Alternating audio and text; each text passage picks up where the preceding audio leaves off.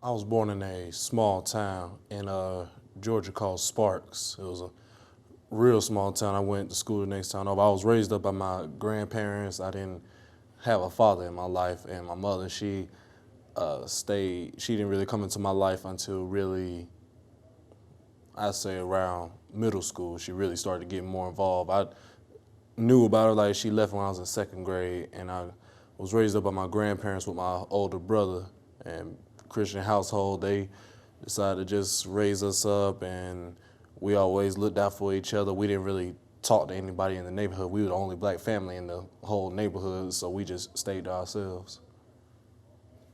Can you elaborate on your relationship with your sibling? My brother, we always looked out for each other. He's my older brother. He always made sure I wasn't feeling bad about anything, made sure that I stayed out of trouble. He didn't want me to be like the other kids in school who let their little siblings join gangs or start smoking and drinking and all that. He always, basically the father I didn't have in my life, he played that role as one of the male role models I had in my life, even though he was only 4 years older than me. Can you tell me about, I know you already told me about your upbringing in the Christian household. Can you tell me about your education prior to going to college and then when you went to? I was an all-A student, a 4.0. I graduated with honors because in my family, my grandma believed that once you come home with all A's, then that means that you shown that you can do the best you can. So we weren't allowed to bring home a B. I remember me and my brother both brought home just one B on our report cards, and she took the TV out of our room until we got our grades set. So I always didn't pay attention. Like, I didn't go out and do everything. I thought my books came first, and so I just wanted to focus on my schoolwork. I didn't really care about anything else going on, and so I just kept my grades up. Can you give me an example of a role model in your life? My grandfather, he raised us up. He taught us how to be working men. He'd have us outside helping my grandmother raking leaves, picking up pine cones, and he taught us responsibility and just made sure that we grew up to be men since we didn't have our fathers in our lives.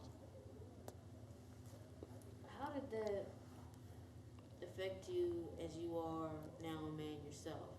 Not having your father in your life directly, but still having a male or multiple male influencers who helped you to become who you are now? Starting out at first, it kind of hurt because my granddaddy, he was always working, and then my uncle, he worked as well. And I remember going to school and they do the little Father's Day, the kids' fathers come and have a little party, and I was most likely always the only kid that didn't have anybody there with them. And so I used to just think about, well, why don't I have one? Why is this happening? And then some kids, when they found out, they used to kind of pick on me about it. But then as I started to get older, and my brother finally had met in about 2012, he met his dad. And they have a close connection now. And my mom I still don't know who mine is. So once I got to probably around middle school, I just stopped caring. I just said, well, I got my grandfather, my uncle, my brother teaching me how to be a man. I really don't need a father in my life. And I just look at it to say that when I have one day, hopefully, if I have my own kids, I know I'm going to be in their life because I'm going to give them something that I never had.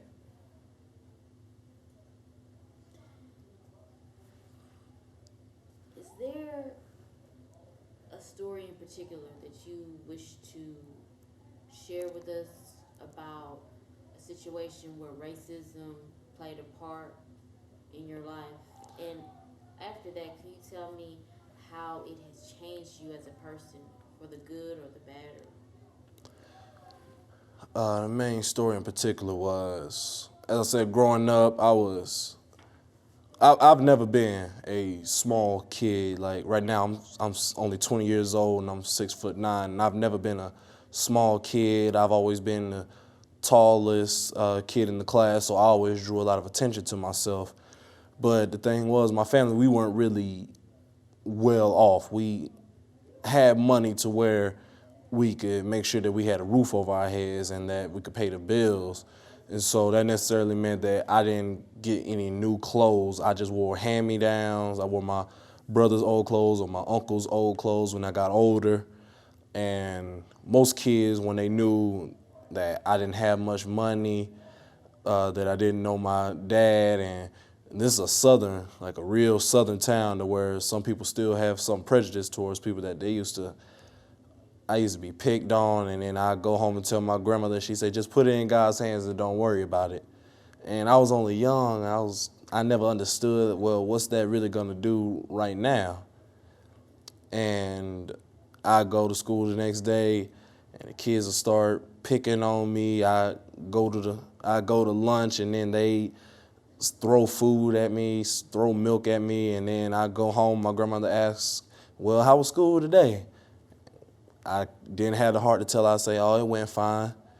End up crying myself to sleep, going to school the next day. Then they start smacking me upside the head, calling me all kinds of words, and it really hurt. And I go back to school, I go back home, and then my grandma say, well, how was school today? And I still didn't have the heart to tell her. I say, oh, it went fine.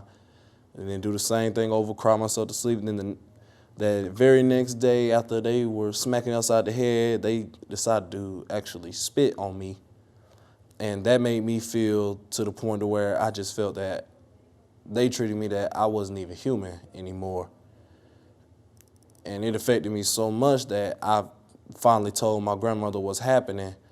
And the teachers found out about what was happening. They handled everything, but it still just made me feel bad that I'm this young kid and I don't do all this other stuff. I just want to come to school and do my work and just try to get an education. But I constantly have to dread going to school the next day because I already know that I'm going to be tormented.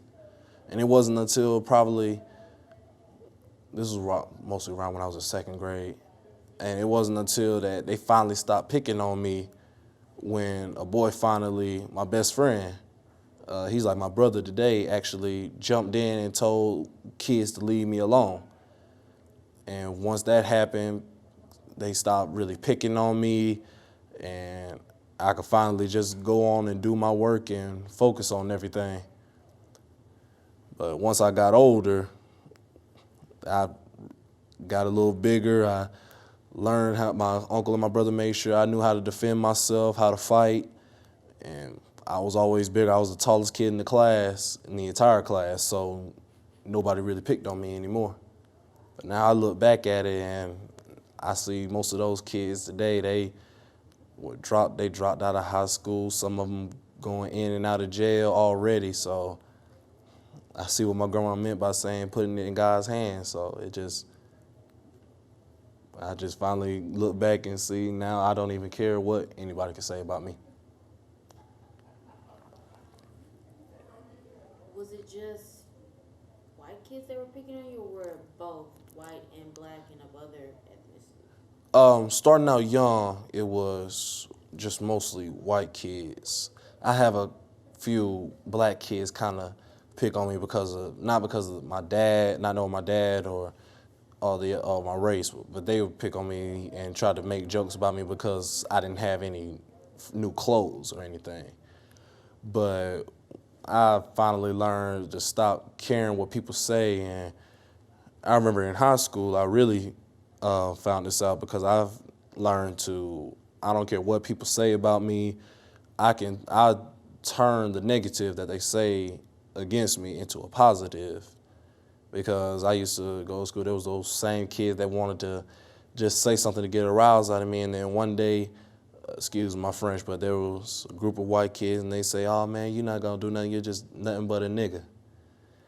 And so I took offense to it, and then I was like, you know what, they just talking. And then I said, bro, don't say that word though. And they said, well, we're saying it in the A, but I knew what they meant. And so every single day that they would just say, oh, you're nothing but a nigga. And they say we're ending in the A though. So I decided, well, they want to put it this way. I'm going to find a way to turn that against them. So me and my cousin decided to get shirts and hoodies made on the front, NIGGA. And so when they looked at me and they saw me wearing a hoodie and my cousin wearing a t-shirt that said nigga on it, they decided to laugh, but they didn't notice on the back, we turned it into an acronym standing for Never Ignorant, Getting Goals Accomplished.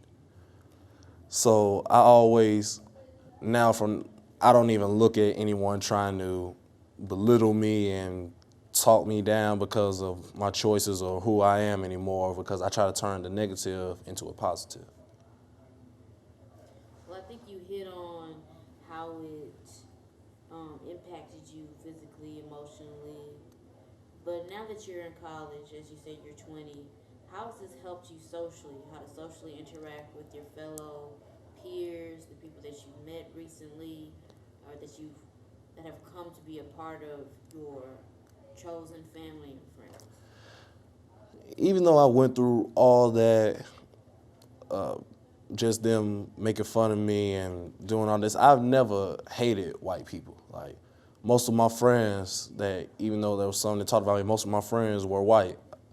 And it helped because, like, mostly because I didn't have that disdain towards them. But the thing is, I'm mostly an introvert. I don't really be around people as much. But I don't get upset being around any white people or anything.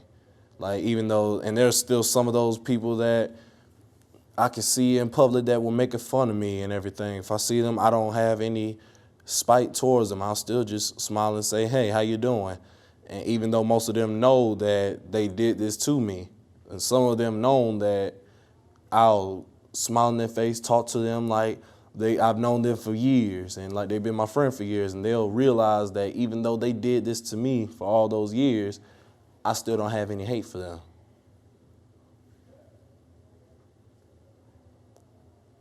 How do you feel about telling the story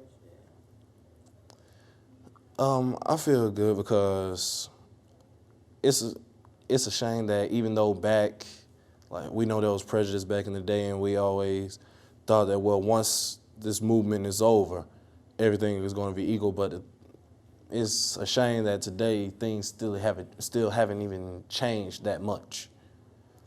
That even though we, as black people, have our rights, we can go wherever we want, we still are oppressed in a certain way. You can't even turn on the news without seeing a case of a cop killing an unarmed black person.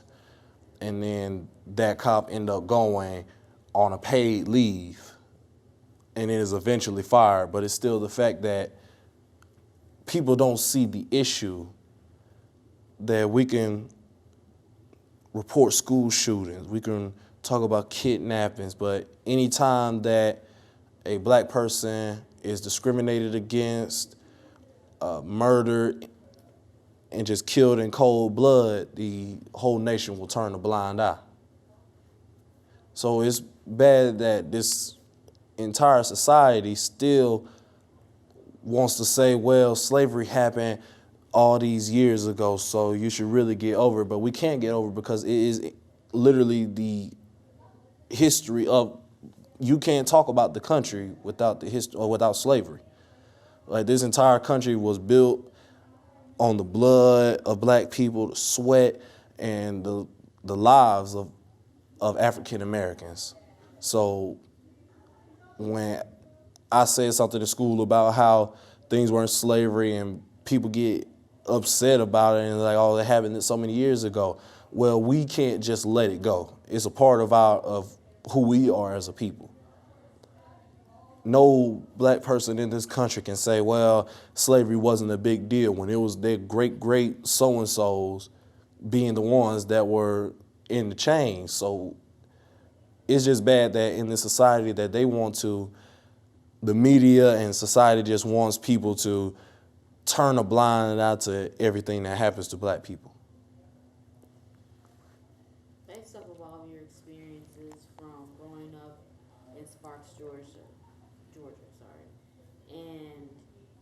experience of being picked on, being marginalized, not just because of your race, but also because of your size or because of your socioeconomic class or where you grew up at, or because of situation with your father, and even though you had male role models, how do you see your purpose in life, and what is it that you believe your responsibility is? It's okay if you're going to say that you're still developing it, but what do you see now as your responsibility in life towards this goal of I being constantly, racist? I constantly look back on everything that happened in the past, and I see how much I've grown. Because I remember I always look back and I picture seeing that little boy running to the bathroom crying, and then I look at myself now as when I got to high school. After all that, I was one of the basketball players. I was well known because I was tallest in the entire school. I had one of the highest GPAs. So I look back and I see that even though I was shown so much hate, spite, and just treated as if I was nothing, I still built myself up to make sure that everyone knew that I was somebody, because I wanted to change everything. The second I turned 13, I started working in tobacco fields just to make enough money to buy things that I needed to help around the house. Working from 6 a.m. in the morning, working all the way to 4 p.m. in the afternoon, doing everything I could just to show everybody that I don't care what you have to say about me, I'm going to be somebody. Now, I was 15 years old, got baptized into the Church of Christ. I've been preaching since I was 16, and I'm in the ministry program in school right now. So I look at myself now and see how much I've grown, and now I just thank God that I've made it this far and I didn't let all the things said or done to me hold me back. You just said that you explained how a faithful person you are. How is your faith now? Or rather, how did your faith then help you through that situation of being bullied? We went to school, not school, we went to church every single Sunday and every Wednesday. And then once my grandmother told me about to put everything in his hands, I started to really start reading my Bible, going to following along instead of just messing around and drawing and doing whatever else. So I learned that, well, if I do have God on my side, like my grandma says, then maybe things will get better. And my faith literally made me into who I am today, because I feel that if I didn't have my faith, I'd probably wouldn't be in school right now, be in jail, or just working some dead-end job, not making any real money. So it's really my faith that keeps me going and has made me into the person that I've become today. How does your faith play in a solution that you see to eradicate racism? The thing is people always want to just get confused. Racism is not, you were never born a racist. Racism is taught. The only thing that is racism is just the soul. All it is just pure hate. And the Bible says that we are not to hate anyone. So we have all these people that are just teaching their kids that, well, if you hang around this black boy, they just gonna do this, they gonna just steal from you. It's just that some parents that, even though we're in this day and age, that they've raised the millennials now, and so they're gonna keep raising their kids because of who they are and how they were raised up. So since they're teaching their kids that, the only way for it to end is for just to all those kids that they keep trying to teach to just ignore everything that is told to them about, oh, black people do this, black people do that. So we just have to show that we have to show love to one another. And then once that love is just shown to our neighbors, and white people show love to black people show love to white people, then truly racism can try to mostly come to an end, instead of just gradually getting even worse and worse and going back to what it was back in and how it was before. Thank you so much, Tyson DeBerry. We're coming to the end of our interview, and I'd like to wrap this up by asking, is there anything else that you would like to contribute? Another story that you wanted to tell that you didn't have a chance to? I just want to say, like, to anyone out there with your race, don't let other people bring you down, and don't let what others think of you or have to say hold you back from something you care about. Like, whether that's something you want to do, how you want to be, or people that you want to be with, because being from the South and even being raised up by my grandparents, she showed not prejudice, but she just preferred, like, my brother is married to a white woman, and I dated a white girl before, and I always was afraid that to even let them know that I was in a relationship, because I was afraid that, well, they're gonna just judge me, or they're just gonna be upset. But I've gotten to the age now to where I don't care what anyone has to say. I care about who I care about. I love who I love. So I shouldn't let what other people think jeopardize that and ruin a relationship to where I'm actually happy. So I just really want people to know that it doesn't matter what your race is. You shouldn't let other people keep you from doing what you want to do, being who you want to be, loving who you want to love, or acting how you want to act. Like, they'll say that, oh, you black, so you're going to act ghetto, but you want to act all sophisticated, have a good vocabulary, but then too many people say, oh, you talk white, even though I don't know what talking white is. But I just want society to know that if we just put this hate away, this world could be a real better place if we just stop judging each other.